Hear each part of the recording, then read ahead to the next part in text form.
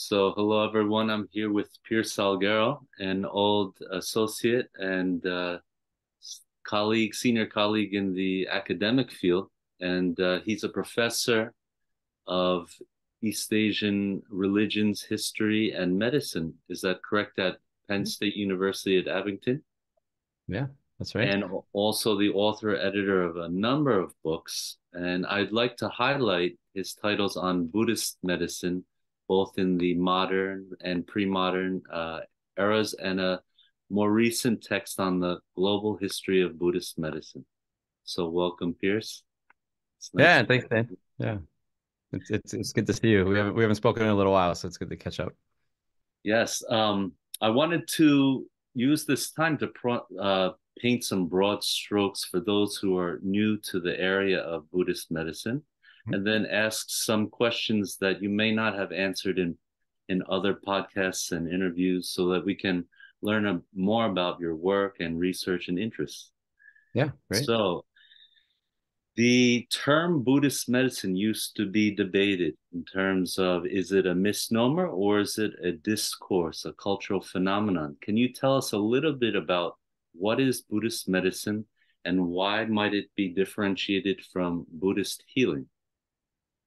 Yeah, all right, great. Yeah, this is a great starting point. And I would say it's actually still contested or debated. So, I decided to use the phrase Buddhist medicine in a very particular way that I can talk about. And I know that there are other people who use that term in different ways, and then there's some people that just dislike the term and have argued against it. So let me explain the way that I use it, and then we can compare and contrast with other people. I wrote about this a little bit in the Global History of Buddhism and Medicine, which is the book you were just referring to. Came out in 2023. No, sorry, 2022. So the comparison I make in that book is to say that I'm using the term Buddhist medicine the way that other scholars might use the term Buddhist art. You could also say Buddhist literature, Buddhist philosophy. You could extend the analogy in a number of different ways, but the example I gave was Buddhist art. So, what is Buddhist art? Well, Buddhist art is not a particular tradition from one place or time.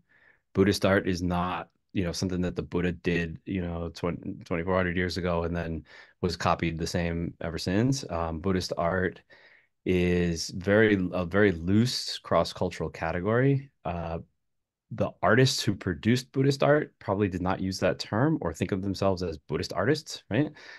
So it's a scholarly category, you could say, like an analytical category that we can use to clump together, to bring together a bunch of different phenomena from all throughout history, as well as the present day, from across all sorts of different cultures, to analyze what do they have in common. So, if you pull together, a Zen calligraphy from, early modern Vietnam, and you pull that together with some statues from Gandhara, and you pull that together with some statues from, I don't know, 7th, 8th century China, um, you're bringing together things that belong in really different cultural contexts. And each one of those could be studied in its own domestic context, right? You could study the Chinese statues. They happen to be of Buddhas, but you could study them in the context of 7th, 8th century Chinese art, and have a lot to say about it. Same thing with, the other ones. But when you introduce the term Buddhist art, what you're doing is drawing these things together in order to analyze, well, how do these relate to Buddhism, right? Maybe it's the content of the statue or the art is Buddhist. Maybe it's the person who made the artwork that's Buddhist. Maybe it's um, the social context, the cultural context. Maybe it's a combination of all of these things that makes that piece of art in some way belong in the category of Buddhist art. So there's no one criteria that determines what all Buddhist art is, and there's no like checklist that you can go through and say, oh yeah, it satisfies, 3 out of 5 of these items, so therefore it belongs in the category. It's really kind of subjective. It's really intuitive.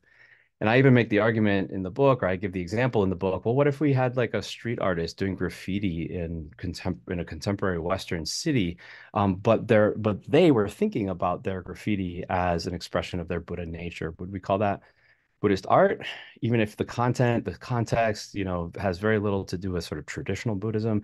Um, and I say, yeah, I say in the book, yeah, it's not up to us as scholars to draw arbitrary lines and say, well, these people are allowed into the category of Buddhist art and these people are not. So everything I just said, I bring that over into. I don't think any of what I just said is controversial at all within the academy. Buddhist art is a well-established field that has been established for centuries and that operates with those kinds of parameters. And so I just say, well, let's just use that kind of conceptualization to talk about Buddhist medicine. So, what is Buddhist medicine? Well, Buddhist medicine is what Buddhists did for healing, for medicine. It's what Buddhists have thought about the body, about illness, about health. It's what kinds of therapies have taken place within Buddhist institutions, within monasteries, within other kinds of contexts. It's what kinds of information, medical information, health information, finds its way into Buddhist texts. And it could also be a surgeon in a biomedical hospital in, downtown Seoul today performing a surgery, but she's thinking that she is in enacting this surgery, she's acting as one of the hands of Guanyin Bodhisattva, right? And she's enacting the compassion of the Bodhisattva through her medical activity. Even if her medical activity in the institution has nothing to do with traditional Buddhism, is that still Buddhist medicine? And I say yes, it is, for all the reasons that I just talked about. So that's how I'm using Buddhist medicine. It's like a social, cultural, analytical, cross-cultural category that is helpful to bring things together that you may or may not have thought of as belonging together before, in order to explore their similarities and their connections with Buddhism, and also their differences. Because there's a lot of times where something that counts for Buddhist medicine for one culture is adamantly opposed by another culture and in another text. And some of those boundary drawing moves are also worth exploring and thinking about. So I know that definition of Buddhist medicine has its detractors. There are people who would say Buddhist medicine, who really equate Buddhist medicine with Tibetan Sowa Rigpa, and that's Buddhist medicine and everything else is not. So I have run into people who sort of have that interpretation. And then I've been critiqued by other scholars who feel like using the word medicine to talk about things like ritual practices, meditation, spirit, exorcism and stuff like that, that shouldn't qualify as quote unquote medicine, that we should call that something else. So I just push back against both of those ideas as being too limiting. They're taking one view, one cultural context, and saying this is what medicine is. In the first place, it's the Tibetan context. In the second place, it's like modern biomedicine that gets to be medicine and everything else isn't medicine. So I think we wouldn't do that with art. We wouldn't say, art is the word that we use for what was produced in such and such a country during such and such a century, and everything else is just pictures or crafts, right? We want to use the word art capaciously in order to um, make comparisons between cultures and not privilege any one culture. And I'm doing the exact same thing with medicine. So yeah, is that Absolutely. So Buddhist medicine can be a category defined by discourse that's not allied to content. And some of these I'm drawing from some of your works. It's not allied to content, but also very much so to specific cultural contexts. And yeah, there's elements like doctrines, methodologies, ritual observances, and medical knowledge, aspects of medical knowledge. So I'm thinking, because you brought up some wonderful topics, rather than to go progressively, it's just to jump right in. It might seem haphazard, but I want to look at something that you had just mentioned. One is Um, a colleague of yours has just published a text called about situating medicine and religion. So Mhm. this dichotomy. So I'm interested actually where you are these days in research. So I'm going to draw from a couple of dialogues you've had on your podcast and other elsewhere. So in now having studied Buddhist medicine and edited and researched, how do you see these two realms, uh, domains of medicine and religion breaking down in scholarly discourse, and then how is that shifting your perspectives on Buddhist medicine? Yeah, great, great. Yeah, great question. Yeah, so the author or the editor of that volume, Situating Religion and Medicine in Asia, is Michael Stanley Baker. He's a really good friend of mine, and actually, I was very closely involved with the creation of that volume. It came out of a conference that happened. I think it was 2016 in Berlin that I was part of, sort of, I guess, like a co-organizer of it, and I was involved with so pretty much every step of the early conceptualization of the book.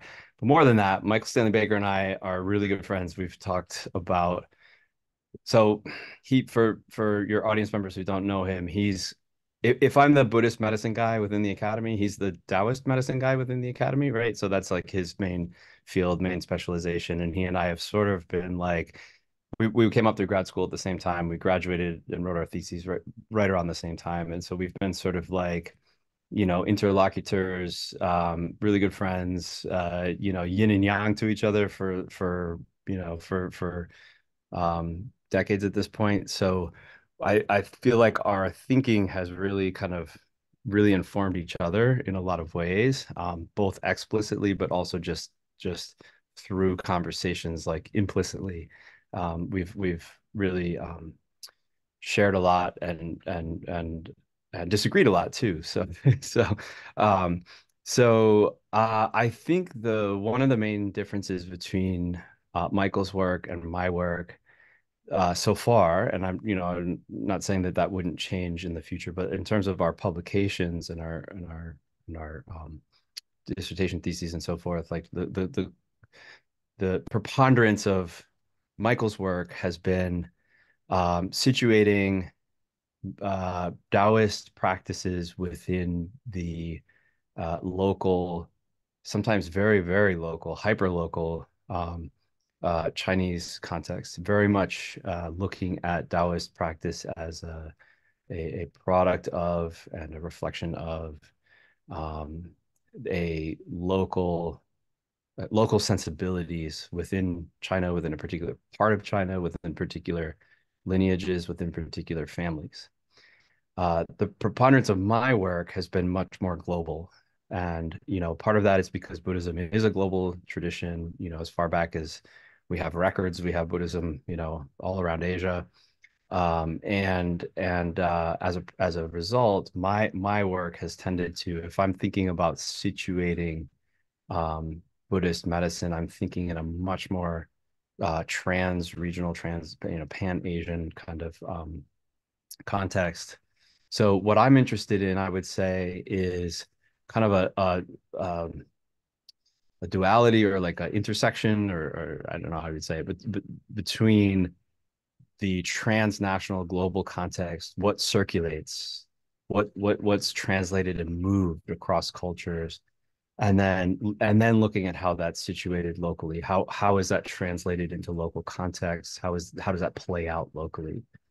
So I feel like that's a major distinction between Mike's work and my work, just in terms of how we are weighting sort of larger global um, movements of ideas and objects versus the local context.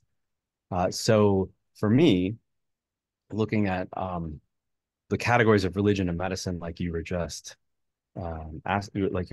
articulating, um, for me, the that fits very much with the project of um, defining Buddhist medicine as a field of inquiry and not a specific tradition. So I would say that the relationship between religion and medicine is one of the primary questions in the field of Buddhist medicine. So as a scholar in the field of Buddhist medicine, when I go and look at a culture, one of the questions I've got in my mind to ask of that culture is, do you have a category like the category of religion in English? Do you have a category that's like the category of medicine in English? And it turns out in some cultures, they do make distinctions that are more or less a good fit for the distinction that we have between religion and medicine.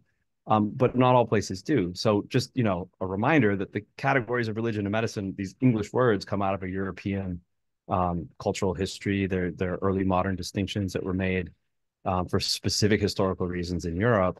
We've inherited those categories in the English language. Does not necessarily mean that those categories existed in other places and other times in the same way.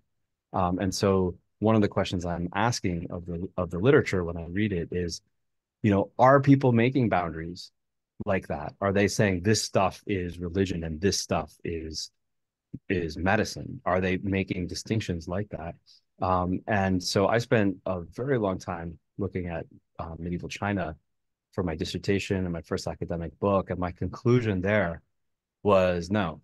In the Chinese Buddhist materials, the distinctions were not being made along the same lines that we mean when we call something religion and something medicine. In that cultural context, the distinctions were being made between social categories. So physicians were different than Buddhist monks, but what they practiced, right, was not necessarily seen in terms of like, that belongs to this category and that belongs to that category. And so there's a lot of blending between what we would call religion and medicine in English. And I kind of tried to capture that by using in my first book the word religio medical. It's a little bit clunky, but like my idea was that we are losing more than we gain if we want to try to separate out religion and medicine in medieval China. That we're more accurately reflecting that local context if we are thinking of religion and medicine in a much more blended way. My question actually comes in for a practical engagement as a clinician or as an educator.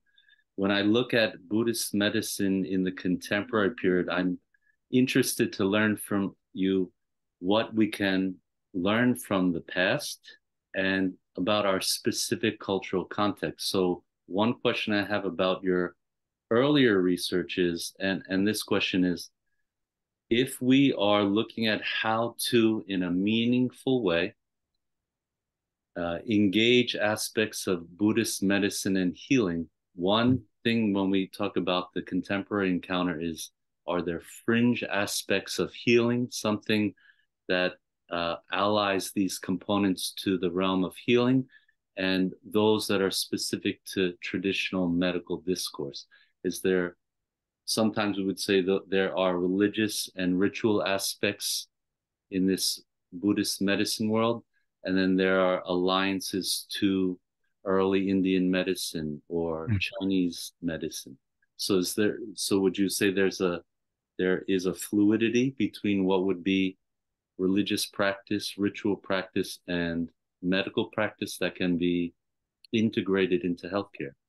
Yeah, I understand your question. So it's definitely true that even in medieval China, there were physicians who had imperial patronage or like patronage from the elites that wrote in a certain discourse, in a certain conversation with each other, and then there was a whole separate discourse, circle of discourse, in Buddhist texts that was drawn from Indian medical ideas.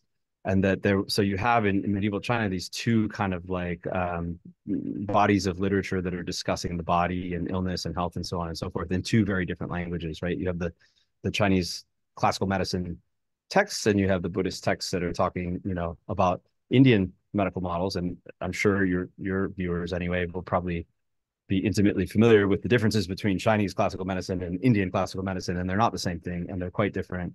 And so even though the Buddhist texts are entering into China, um, they are sometimes rendered in these very kind of like domesticating ways, like Indian ideas are sometimes translated using qi and yin yang and wuxing and all of that. But yet you still can appreciate as a scholar, who reads this material, I can still appreciate, oh, okay, I see. They're writing about Indian medicine. They're using Chinese words, but this logic is a as a Indian medical logic versus, this other discourse where it's following a Chinese medical logic.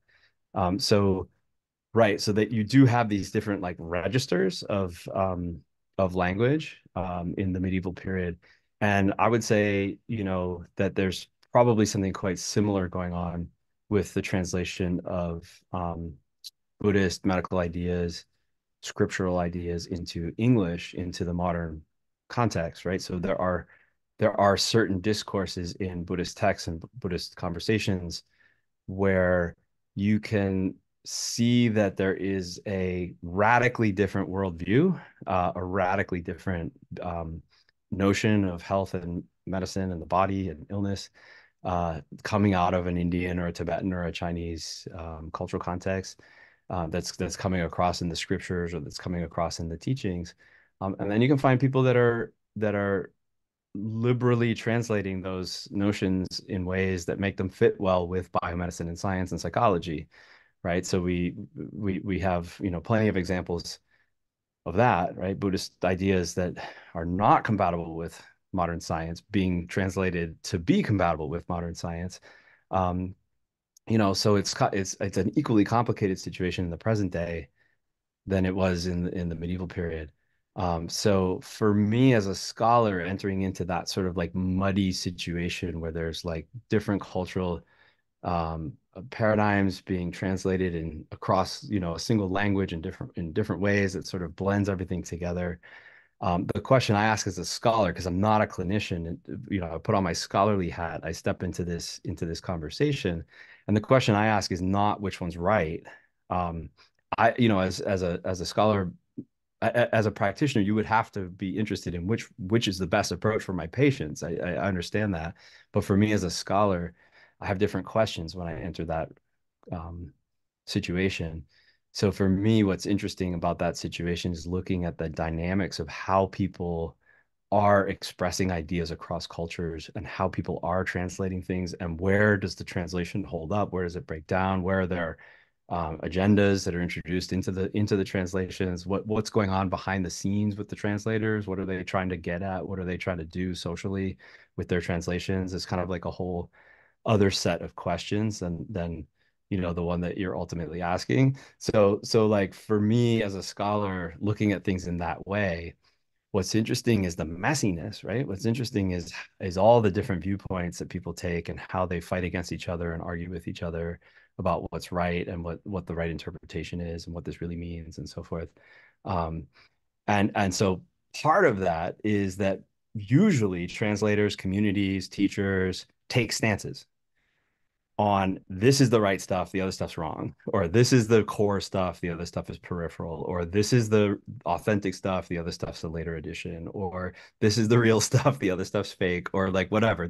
That sort of discrimination is like just part of what practitioners, teachers, translators do.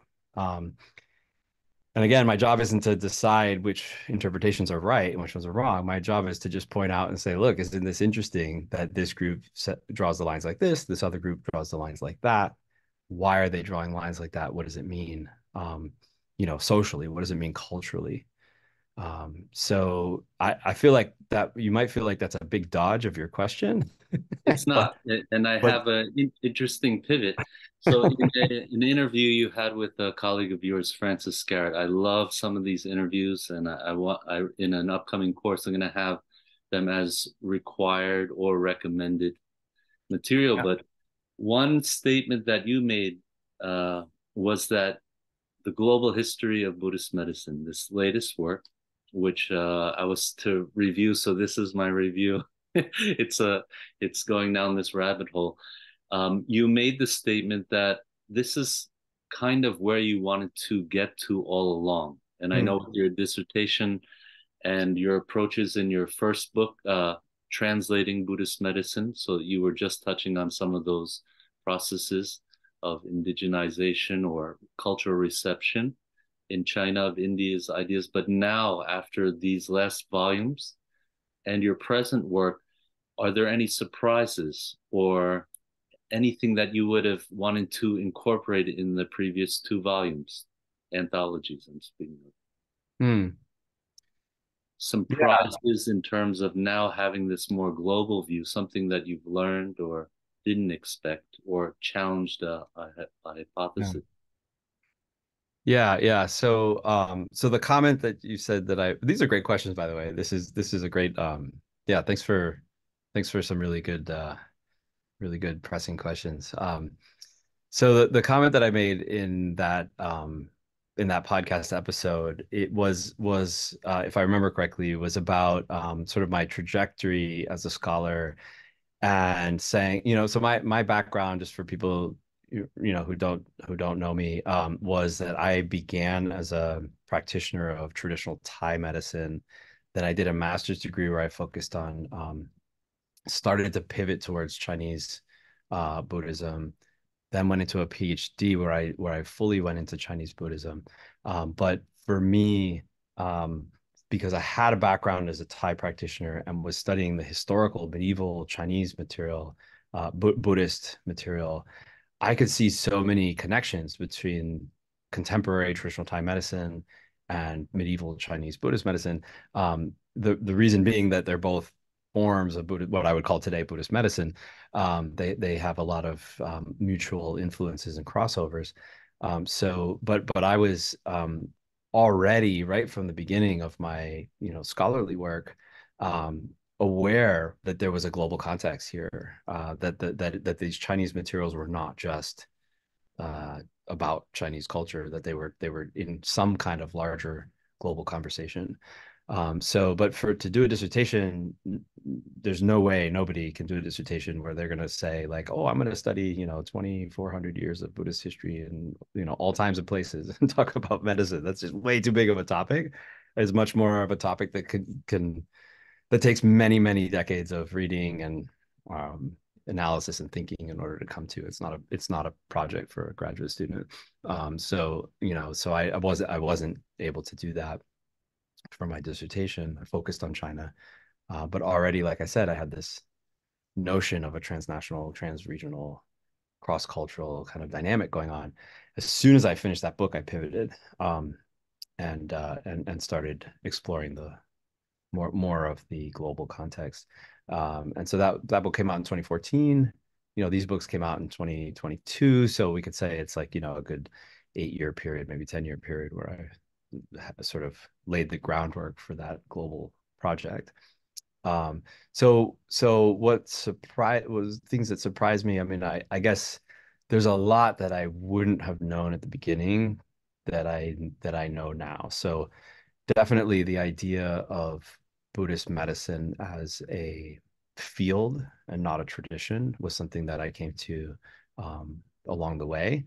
If you would ask me back when I was, a practitioner of Thai medicine, about, what is Buddhist medicine, I probably would have answered in a very different way than I am today. So I think that was a shift.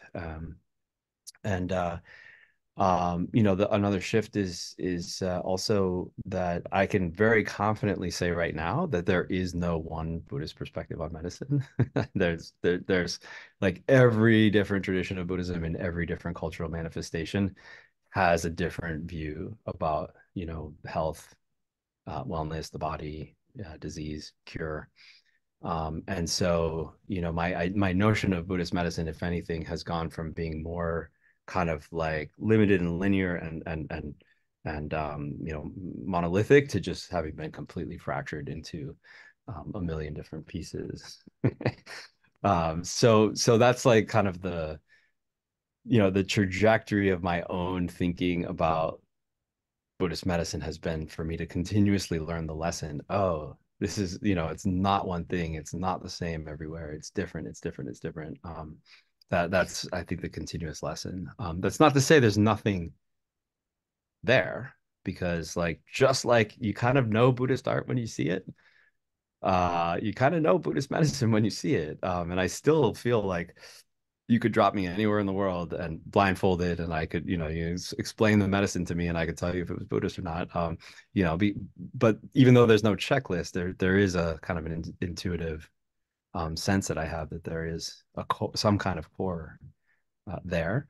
But like I was saying, my education has really been educating me out of sort of essentializing the tradition.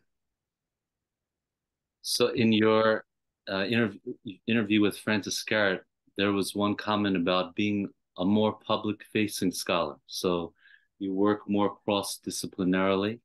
That's involved engaging with scholars of different disciplines. Um, One of the things I took away was how that's impacting scholarly work, but also education. Hmm. So I want to bring in something about how practice informs your teaching and scholarly work. But one was wonderful emphasis on embodiment and embodied pedagogy. You had a discussion with Francis Garrett, and I noticed that you had also been working on shifting the way you teach and bringing some of this into the context of learning. And so you wrote a blog post called Pedagogy of Soul. So I'm Mhm. going to ask you if you would answer one of three. Um, I invite listeners to read this blog post, but one of these questions, if you'd answer, and you asked this to some of your colleagues, is there one memory that you'd hope students would take away from your class and retain 50 years from now? Or is there a single most transformative insight that you've gained from all of your years studying your specialization, which remains meaningful to your life beyond academia? Or, or something I'm quite interested in. What's the best way that you've used face-to-face classroom time if the goal is for students to discover their deepest selves? Or any of these questions, do you have an example or answer for? Yeah, sure. Yeah, definitely. So yeah, and again, thanks for reading closely and listening closely to the things that I'm putting out. So yeah, I guess the subtext here, or for that post that I made is for your listeners who aren't necessarily in the academy. I don't know if maybe you're aware of this or not, but within the academy there has been a culture um, of really radically separating or compartmentalizing the academic study of religion or of medicine or of whatever the topic is, really compartmentalizing that from the rest of your life. And so, I think this comes really out of 19th century, early 20th century in religious studies, an effort to extract secular religious studies out of theology and Bible studies and so forth. So, um, real emphasis on the text and the historical context, the philosophies kind of like divorced from any kind of like personal engagement or faith or um, relevance of those texts. And so, I think that probably was a product of a historical moment where the pendulum, swung from one end to the other.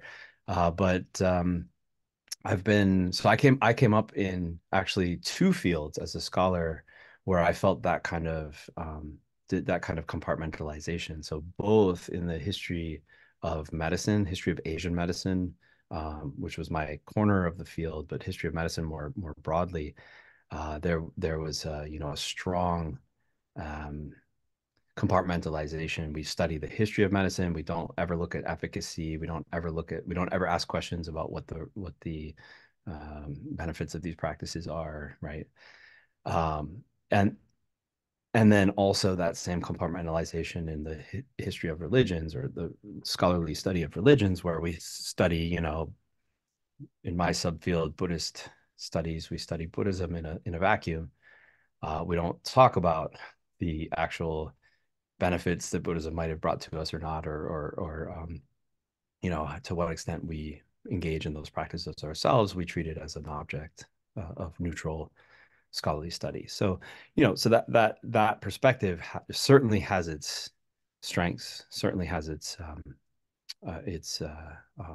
yeah. I don't want to discount its value, because we don't. We're in universities, and universities are not seminaries. They're not um, you know Bible schools. We are teaching in secular, and I'm at a public university, so teaching in an explicitly secular environment. So I'm not advocating. I want to make that clear. I'm not advocating indoctrinating students into Buddhism or Chinese medicine or yoga or whatever. That's not what I'm talking about at all. Um, but what I'm advocating in that blog and in some other places is let's not throw out the baby with the bathwater. Like, we can teach in a secularized environment in a secularized way while still recognizing the full humanity of our students and ourselves. Right. So that's what I'm looking for in these blog posts. There's actually this Pedagogy of the Soul is kind of like a series now, with 4 or 5 posts where I'm looking for that human dimension in our pedagogy, right? So we're not just teaching brains, we're not just like downloading information or teaching new conceptual perspectives to students. We're actually standing in the classroom, human beings standing in a space together in bodies, right? In physical space and in some kind of like energetic relationship with one another. And I feel that those dimensions of the classroom are usually completely overlooked or poo-pooed or just, ignored altogether within the field. So within the two fields. So I'm certainly not the only person to have made this kind of shift. Frances Garrett is I think a real pioneer in this area, and I've learned a ton from her. She's actually kind of like was the person that sort of sparked my interest in this, moving in this direction to begin with. So I'm certainly not the only person, but yeah, for me, the way I've kind of chosen to express it is a pedagogy of the soul. Other people talk about, embodied pedagogy or trauma-aware pedagogy and pedagogy of flourishing. There's ungrading. There's all kinds of other movements out there, all little bits and pieces that I've looked at and incorporated some from. But I'm using the word soul. It's kind of an extreme word within the within the field of religious studies. People don't throw around that word so lightly, and I kind of did that on purpose to sort of like maybe like shake it up a little bit or like drop a bomb or like have a more sort of like impactful way of kind of stirring the pot a little bit. And yeah, what I'm getting at is yeah, I think for me anyway, in my context, in my university, my classroom is probably one of the very few spaces where students have the opportunity to learn something that could be literally life transforming. Um, they may take 2 humanities classes in their entire um, career in college, and if one of them is going to be mine, I want to make it worthwhile. And so that does not mean indoctrinating them. I'm not like pushing Buddhism down their throats or anything like that. But I am thinking like, how can I make this experience of being in this classroom something that's A, they're going to remember forever, and B, that's going to actually like have the potential to transform them in some really deep way. It's hard to do, really hard to do. Students these days are like, well, not even these days. I mean, even before the pandemic, students were, just plugged into their phones, like, like staring at the phone all the time, like barely in their bodies to begin with. And then we had the pandemic, which I think for a lot of students was enormously traumatic. We have a whole generation of kids that lost out on, the ordinary high school stuff that I'm assuming you did, James. I certainly did. Like just hanging Graduations out. is one. What's that? In-person graduations is a big one. Yeah, well, I just mean like hanging out, like, hanging out with friends, like chatting all night long, like like in personal proximity, in embodied spaces together. They lost out on all the dating and all the like partying and everything, all the social stuff that is so important for teenagers, to really establish their selves and their identities and who they are and how they can be in the world. And I think we're definitely noticing sort of like a shell-shocked um, generation of students coming through right now who have obviously missed certain opportunities like that, and are suffering from it. Um, and so like, yeah, the value of like my class, what can I do, to really impact these students has been weighing on me. Not weighing on me. It's been enticing me as a question. Particularly since the pandemic. Um, and so I'm sorry if I'm talking too much, but what I have done is pivoted in my classes. Oh, I already was doing this pivot before, but now I've pivoted hard from really focusing on content, really focusing on like knowledge. You're going to learn A, B, C, X, Y, Z, and replacing some of those content knowledge-based modules with more embodied, active types of learning. And I'm making the argument, and Francis and others would say this too, which is that we're not. It's all learning. What we're doing is we're incorporating some bodily learning, some learning with other parts of you, some emotional learning, some soul learning, right? Into the classroom, in addition to the mental learning. So, I think we've suffered from a myopia where, oh, learning is just words in your brain, and or words in your mind, and we're looking at more, yeah, other kinds of learning, other kinds of ways of being. I mean, does that sound like Buddhism a little bit? Like, I think it does. I think there's a lot of there's a lot of overlap between, um, or let's say there's a lot of Buddhist insights that have found their way into Francis and my pedagogy, and that's not accidental. We're not teaching Buddhism. I'm certainly not teaching Buddhism, but when I encourage my students to do an embodied exercise and feel something deeply in their body, um, yeah, did I learn about that through Buddhism? Yes. So it's not necessarily Buddhist, but it's a Buddhist adjacent kind of insight, I think. Um, yeah. So what are you asked me three questions. They're great Yeah. questions. Using one of Uh, them, is there a memory that you hope students would take away? Is there a single most transformative insight that you yeah. apply from your specialization, or how do you bring, and I think you kind of answered this, but how do you bring that wisdom and depth of experience within an academic environment? Yeah. Yeah. I think I was answering the third one.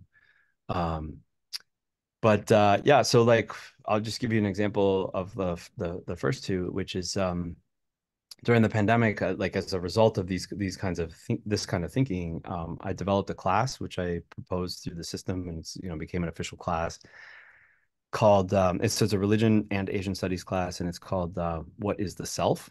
And we're going to explore the self. What does that mean from different Asian religious contexts? So, obviously in Hinduism, there's like the Atman, the Brahman. In Buddhism, you have the Anatman. You have the different views of what the self is, and Taoism and Confucianism and other traditions have their own views as well. And so, you know, knowledge, content, brain, words in the brain, content. It's a humanities class. We're gonna look at the how the different we're gonna read scriptures. We're gonna look at historical materials.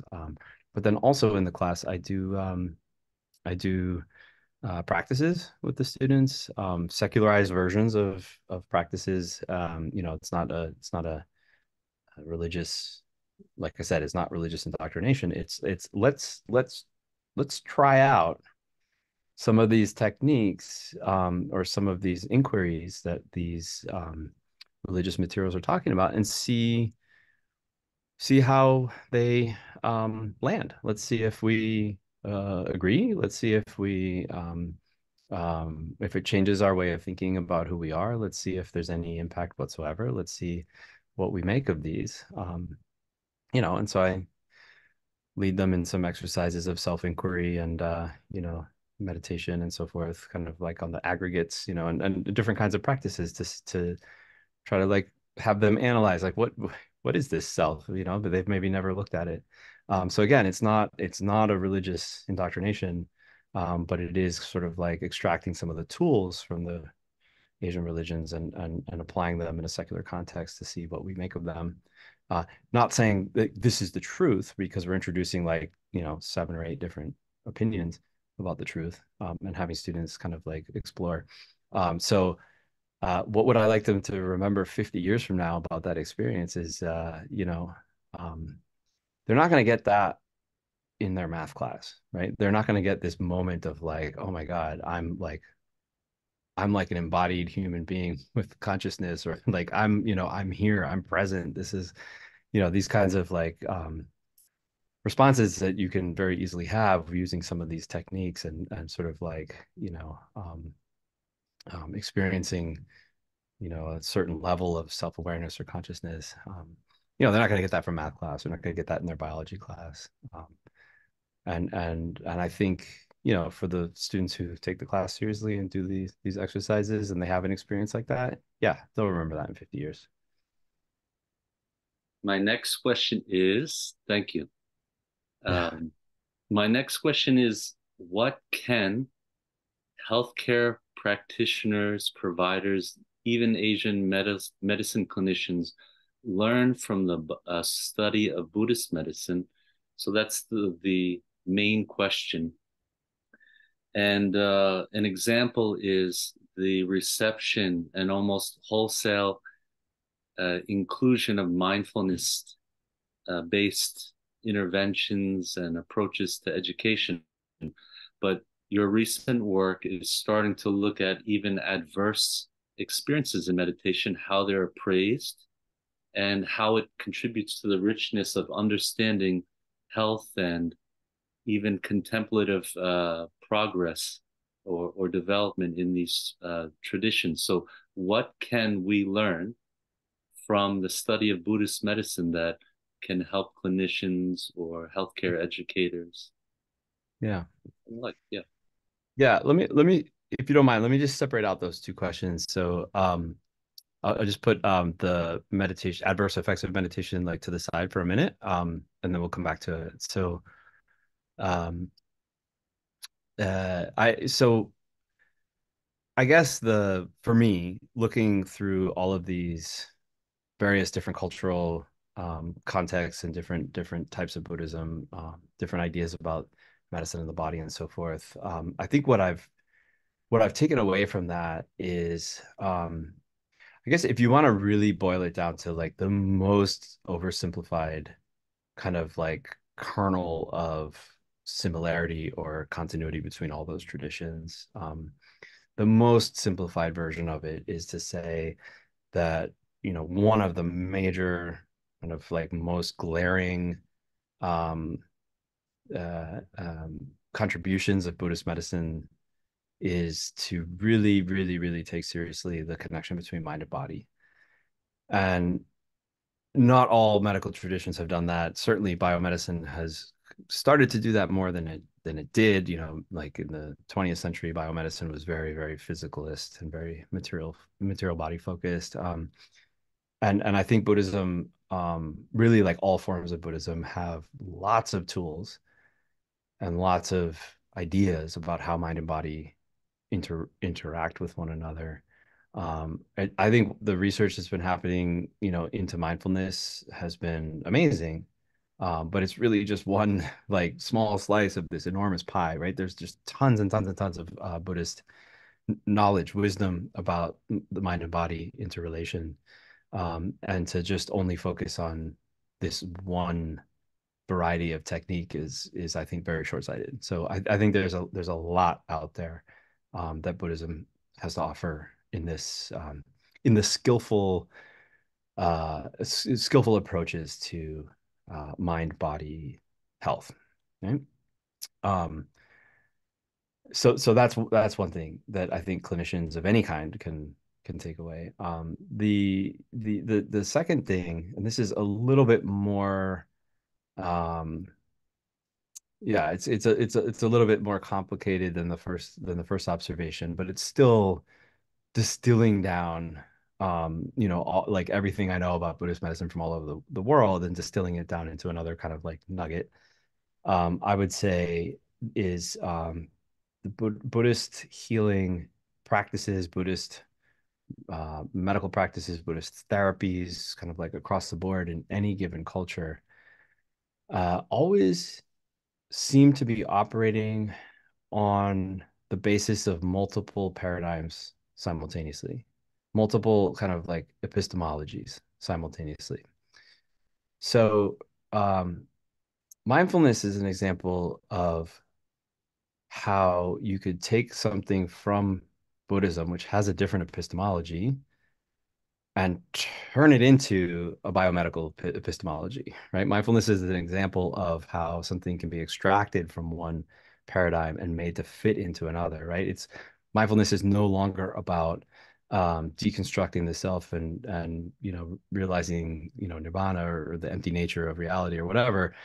And mindfulness is now how to be productive at work and how to have less stress and how to be Interoceptive awareness.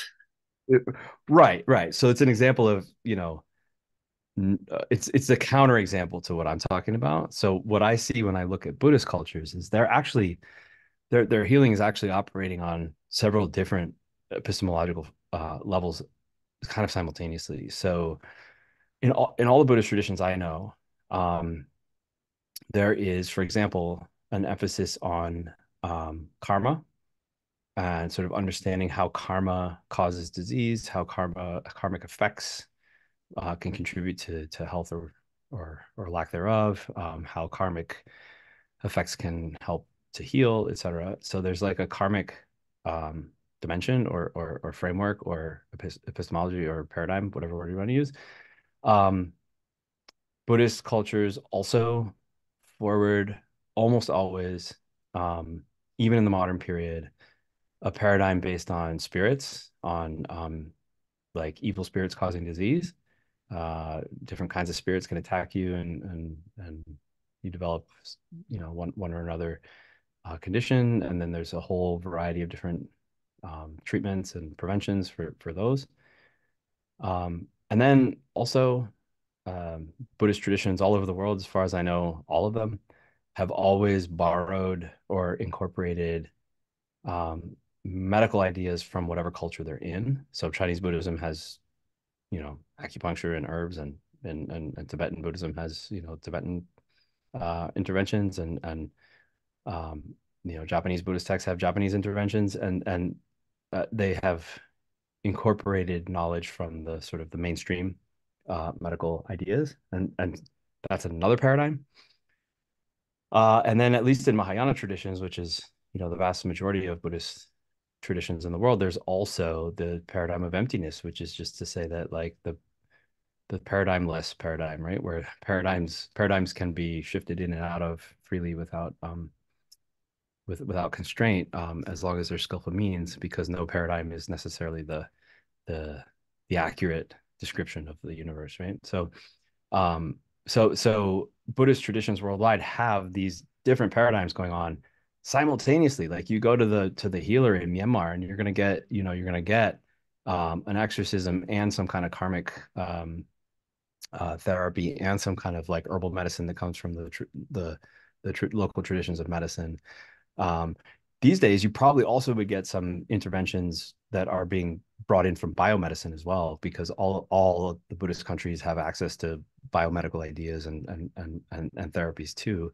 And so Buddhist healers worldwide are really adept at combining, three, four, five, six different paradigms into one kind of package of treatments.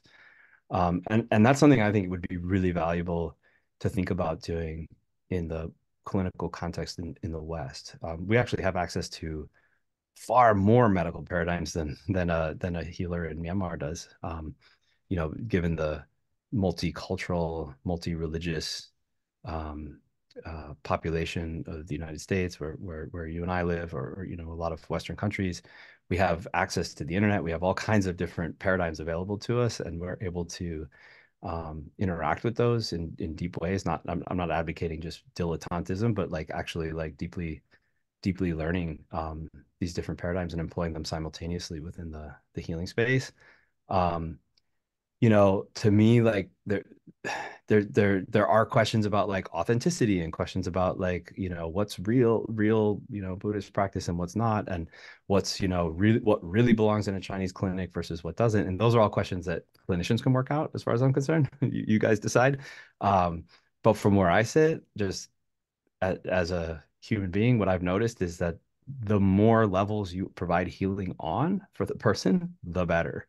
If you could be providing physical and energetic and psychological and spiritual and karmic and social healing as part of one kind of like cohesive package, I think your patients are going to be doing a lot better than if you're just choosing one of those frameworks and collapsing everything into that one framework.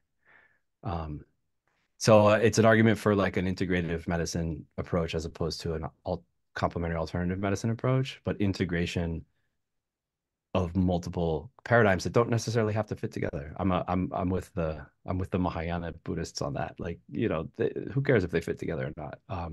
If they're providing healing, I'd say bring them all. So those are my opinions. So you asked for my opinions, those are my opinions.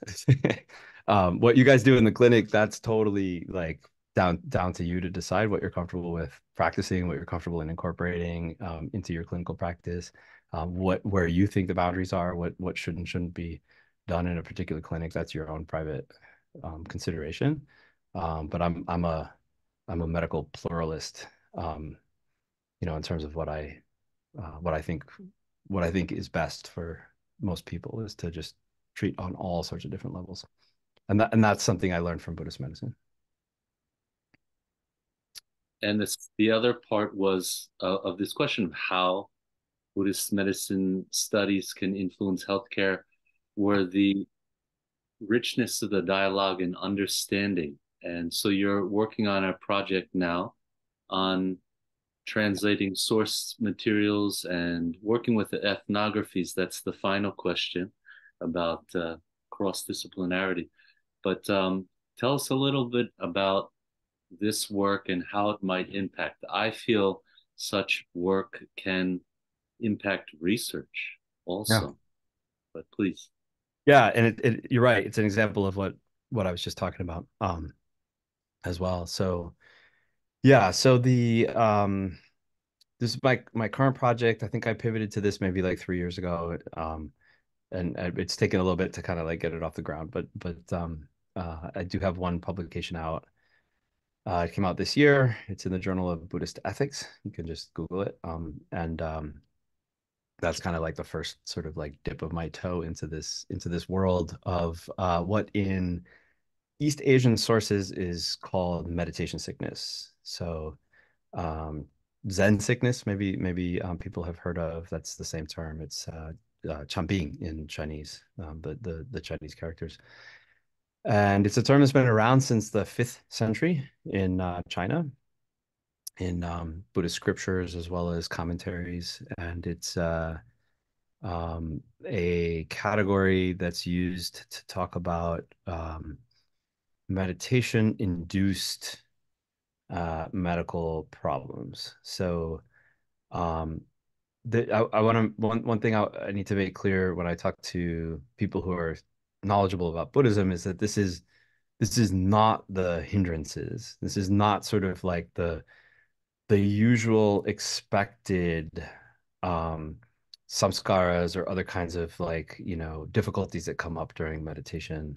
Those are kind of challenges or challenging difficult experiences that of course every contemplative tradition knows about. What we're talking about here is there's a line that these texts draw where it's like you've crossed over the line in terms of like what the normal expected challenges and difficulties are. You've crossed over a line and you're now in a situation where you need help of some intervention of some kind.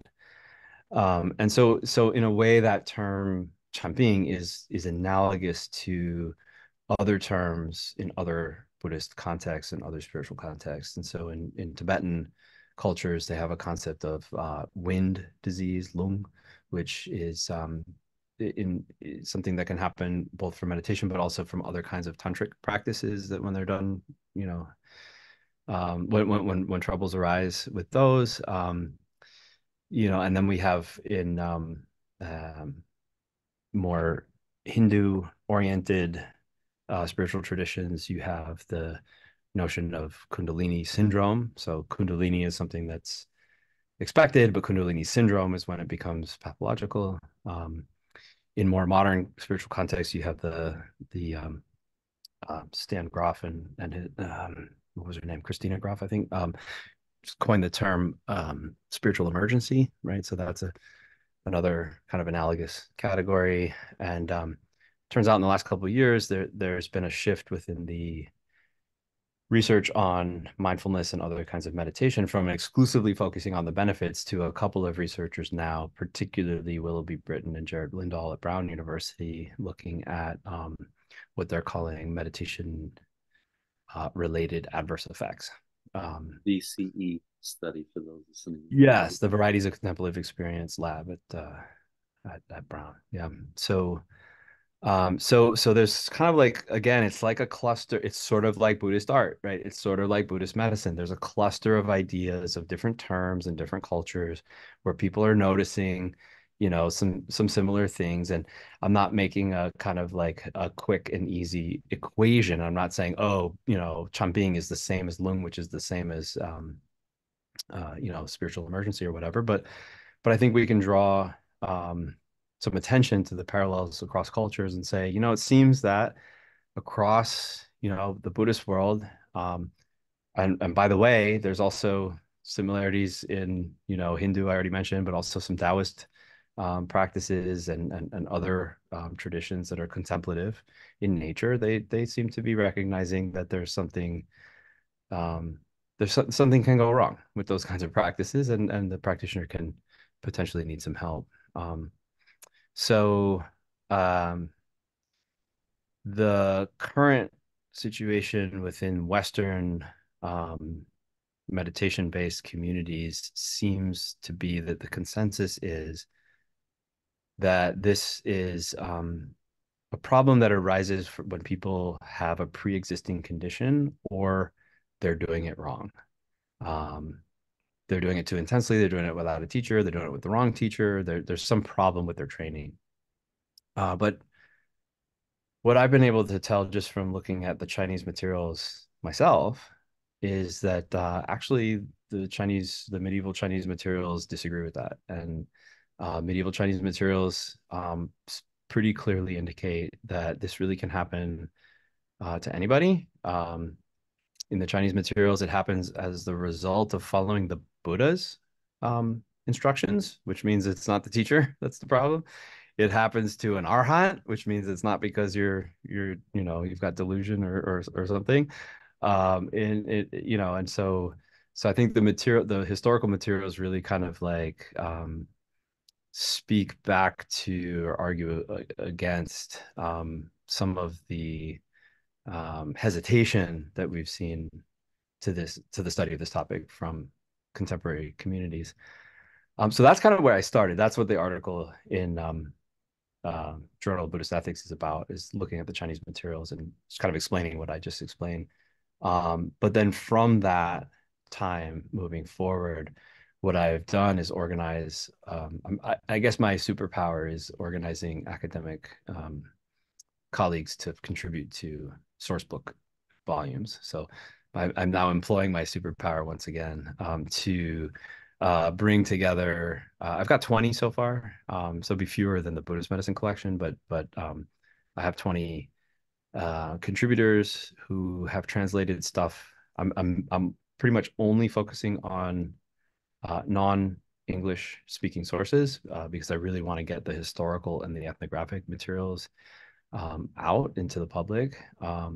So these are the contributions include scriptures, commentaries, other kinds of works written by historical people, as well as interviews with contemporary specialists, monks, healers, doctors, other specialists, um, talking about their from their own cultural context, talking about what are the dangers that can befall a meditation practitioner or a spiritual practitioner. Um, how do we know when there's a problem as opposed to just a normal difficulty? How can these be prevented and how can they be cured or treated? And so yeah, so I'm really excited about it because it's a collection from all across, different cultural contexts and times. And it's going to give us kind of like a broad base through which maybe we can start to make some general observations. And like you said, I very much hope that this would, in some way, be able to assist or influence or help the people, the clinical researchers who are now looking at, how to help people who have these conditions. So, again, that's Willoughby Britton and Jared Lindahl from Brown have kind of led the way in that domain too, with the creation of the cheetah house. So the animal, the cheetah house .org, which is it's sort of like a clearinghouse for people who have these kinds of symptoms to be able to hook up with a therapist and so forth. But they're operating, as far as I know, um, entirely on the basis of the research that they've done on English speaking practitioners.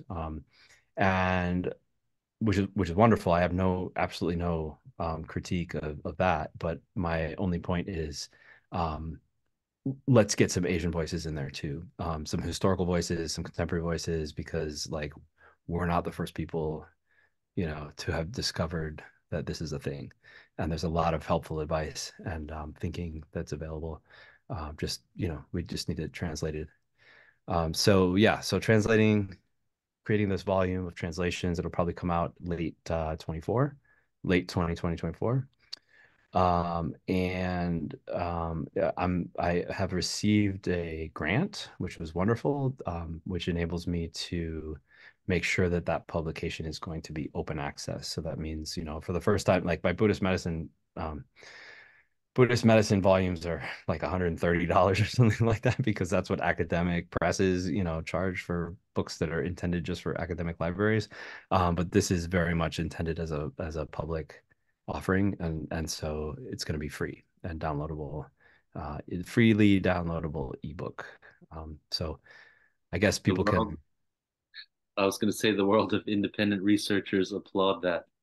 Yeah, me too. Yeah, it's as a scholar, we're really bound by the publishing industry to publish our works, and they feel like there's so little market for it that they just really only publish it in hardcover at library prices, and they don't think about the general public most of the time. So I actually negotiated my global history of Buddhist medicine, the book that came out last year, negotiated that they release that in paperback at the same time as they did the library hardback. And so that book is available at like I forget, $30 or something, like just kind of like a normal price. But that's not the norm with academic books. So yeah, this book, fortunately, because we have a grant, we'll be able to, pay the open access fees and just have it be free. So I wish I could do that with all my books. If anybody's listening to this and wants to, give me $50,000 or so I can make everything I've ever published open access, that would be awesome. But I have been trying to do like pretty much all of my publications other than books in the last like 7 years or so have been open access. So I'm trying to move in that direction, but it's hard to do with books unless you have funding. So, in the interest of time, I have a last question, last topic. And I think I forwarded a title a while back. It was called Ethnography of Tantra. And Mm. a lot of the academic works, my interest one for some of these questions is in my education curriculums. And amongst practitioners, even traditional practitioners, I want them to benefit from scholarly academic works. Really look at this interface. But one thing that we see is a shift in the field, moving away from just text-based philological discussions to really getting into the lived experience of these disciplines like Tantra or medicine. You had the Jivaka project. I recall that you were doing a West Coast tour interviewing contemporary Buddhist healers. And so that really gets into ethnography and it really gets you into the lived experience of these practices. Um, so I was just wondering um, how, pardon me, uh, how the field is shifting to include other forms or methods of research. Hmm. And if you have a shout out to any colleague or a new dissertation, also just pushing it forward that you've seen that have that are making a nice contribution. So one, how is the field changing in terms of contemporary Buddhist meditation contexts? And then also, is there anything on the radar that people should read that you'd like to spotlight? Yeah. Yeah, great. Yeah, I love the question. Actually, you're such a close follower of the podcast that you're actually asking me questions about the episode that we haven't even dropped yet, which is great. So yeah, the next episode is going to come out in the first week of January. Is going to be an interview with Amy Langenberg. Um, and in that work, in that episode, we were talking about this exact question. I'm asking her this question, and we kind of like chat about it a little bit. So um, yeah, so your viewers can go check that out when it comes out, and see somebody else's opinion about it. I'll just share my opinion. I'll let Amy speak for herself. So my opinion is that the kind of the in the same way that there's been a shift recently towards more embodied forms of pedagogy, coming out of sort of like a 19th, 20th century kind of more rigid sort of framework for what university teaching should look like. Um, we're also pivoting out of a more restrictive idea of what proper scholarship should look like. So 19th, 20th century scholarship um, um, of religion more generally, of Buddhism in particular, was actually highly influenced by Protestant Christianity in ways that we're just sort of digging ourselves out from now as a field. And I actually feel like the Protestant kind of undertows are still there with a lot of practitioners and a lot of people in sort of like the general public. And one of the chief ways that Protestantism has influenced people's understanding of Buddhism is Protestant, and this is not my theory. This is, scholars have written about this. But there's a kind of in Protestantism a strong focus on the word of the text, the Bible, right? So if you want to know what Protestant Christianity is about, right? You read the Bible, and it's the Bible is the word, it's the truth, that's the sort of the touchstone for everything that you need to know. It's always the text. And so if you bring that mentality, if you've been sort of like raised in a Protestant culture, and a lot of the scholars from the 19th, 20th, early 20th century were, um, right, and you bring that attitude to the study of Buddhism, you come into Buddhism with the attitude that like what's true is in the text, right? If I want to study Buddhism, I should study the text. I should study the historical text. And that's what the field did for, for generations. Studied the text. That was it. You want to know what Buddhism is? You read the Pali Canon. You want to know what Tibetan Buddhism is? You read the Tibetan scriptures. And so scholarship meant reading, like learning the languages, reading those texts, translating those texts, interpreting those texts, talking about those texts, text. And that was it. That was scholarship. And that has been changing now in the last decades. It's been since maybe like I guess the the 90s. It really sort of like started to shift heavily into um, other kinds of methodologies. So of course there was always anthropology as a separate field, but at that point we started to incorporate anthropological ethnographic study of Buddhism into the field of religious studies. Um, but it was always like, those people over there, so it was always this kind of like the kind of anthropology that was being produced in the 20th century was kind of like tended to focus on the exotic other, quote unquote, right? The exotic other. Um, and it was not very much, it wasn't thought of as being very rigorous at all, or worthwhile at all to study, Buddhism here in the U.S., for example.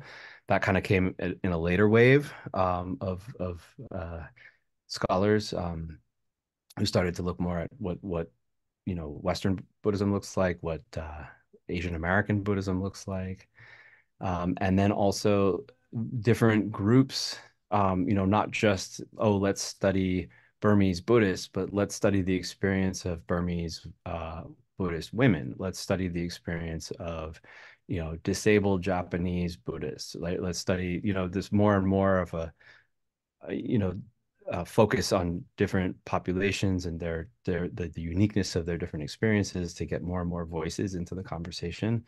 I feel like that's really been sort of like the um, last decade or so has really started to move in that direction. And yeah, and I think, we still have the conservative voices in the field who are like, that's nonsense. You should be studying the Pali Canon, right? But we have people like Amy Langenberg, who's on the podcast next month, who is a scholar with tremendous philological skill, who's spent a lot of time translating Tibetan and Sanskrit materials, who also so she translates like the Vinaya. You can't get more like old school than that. Um, who also does ethnography and thinks about gender and women's experiences, and speaks to contemporary issues. She's got a project right now with another colleague of ours, Anne Gleig, where they're looking at sexual abuse within Buddhist communities, for example. So, kind of a lot of people are now adept at both philology and ethnography. And I guess, yeah, I guess I'm one of those people who likes to sort of combine those two as well, because my dissertation, early book, it's all about philology. It's all about translation, textual translation. I did a ton of translation, but like you said, in the last what is it, like 6 or 7 years, I've pivoted towards doing more and more ethnography, studies of Asian American Buddhist communities, as well as American Buddhist communities more generally, looking at how they approach health and healing. A lot of that stuff, because it's been published in the last 6 or 7 years, is all open access, so people can find that through my website. But yeah, so I feel like I'm describing a trajectory of the field of religious studies becoming more and more capacious, more and more interdisciplinary, more and more interested in different methodologies, different populations, different cultural contexts. And I feel like it's kind of, these days it's much, much more open as a field than it ever has been. And you asked me to pick out some Pay it forward. Anything that's yeah, really absolutely. on your So desktop or that you're really enjoying. yeah, what I want sort of like in all of this vein, the scholar that I would like to point people to is Kin Chung. His surname is spelled Cheung. He's somebody that I've been working with on a couple collaborative things for a little while now, and he is Chinese American from a Cantonese family, and he works on, these days, his project is working on the Buddhist healing practices of his father, who is a community ritualist in a ritualist for a community of students and patients that he sees in the New York area. And the reason, so this was another podcast episode, and would definitely like to point people towards that. Then they can hear Kin talk about his dad's practice, talk about what it means to him to be able to research his father and to be able to publish and be taken seriously within the field, to publish work about his father. This is an example of the kind of non-textual practice that would have been completely forbidden or uninteresting in the field just a couple decades ago. And one of the points he makes in the interview, which I thought was really telling, is that he talks about even now, he, as a scholar in a religion department, he says he has, this was before he got tenure, before he was like an established scholar, that he had no problem whatsoever talking to his colleagues in his department about going to a meditation retreat. Um, but he was very reluctant to talk about the fact that his father is doing exorcisms on neighbors, right? And that's because of the Protestant biases still in the field, right? Even in the 2020s, where certain kinds of practices are because they have an analog within the Protestant world are okay, right? You can do contemplation, you can do text reading, you can do prayer. But if you're doing something weird like exorcism, quote unquote weird like exorcism or you know, um, energy healing or whatever, then this is something that you don't really talk about in the academy. So I feel like as Kin's become more established in his in his professional position, he's been able to sort of challenge those norms. And so I want to draw people's attention to that, both because it's a really interesting interview and his father is really an interesting person, but also because that's exactly the kind of pushing of the boundaries that I think is needed in the field. It's one of the things I'm trying to do with the podcast, and it's yeah, and it's I think a much needed breath of fresh air in the conversation. Pierce, I want to thank you for taking this time. It's wonderful to connect on these topics, and I Yeah. hope we can continue the dialogue further soon. Yeah, awesome. Yeah, thanks, James. It was great being here with you. And yeah, I love the questions you're asking, and I realize that you have actually read and listened to quite a number of things that I really appreciate that, and it's fun to be here and chat with you like this. And thanks for all the great questions. Absolutely. Where can people find your work at? Yeah, I try to keep everything posted at. I have a website, which is just my name, piercesalguero.com. Salguero is Salguero. And I try to keep that updated with whatever's going on. And it's got I keep podcast interviews. Maybe I'll put this one up there too. There's interviews, links to publications, and recorded talks and things like that are all there. And for those tuned in, the podcast I highly suggest is called Blue Barrel Podcast. And there's a whole list of wonderful previous or past interviews and more to come. Yeah, yeah. And Very that's much. also linked from the website, so you can find it there. Or you can just look up Blue Barrel, any podcast service. Oh, and I'll just mention that we have been doing a series now on Buddhist medicine over the last year and a bit. We're going to shift over to a season on Chinese um, practices. And then we're going to shift into a whole year-long exploration of meditation sickness. So that's kind of what's on the agenda there. We look forward. Thank you, Pierce. Thank you so much, James. Yeah, fantastic. Thanks for having me on.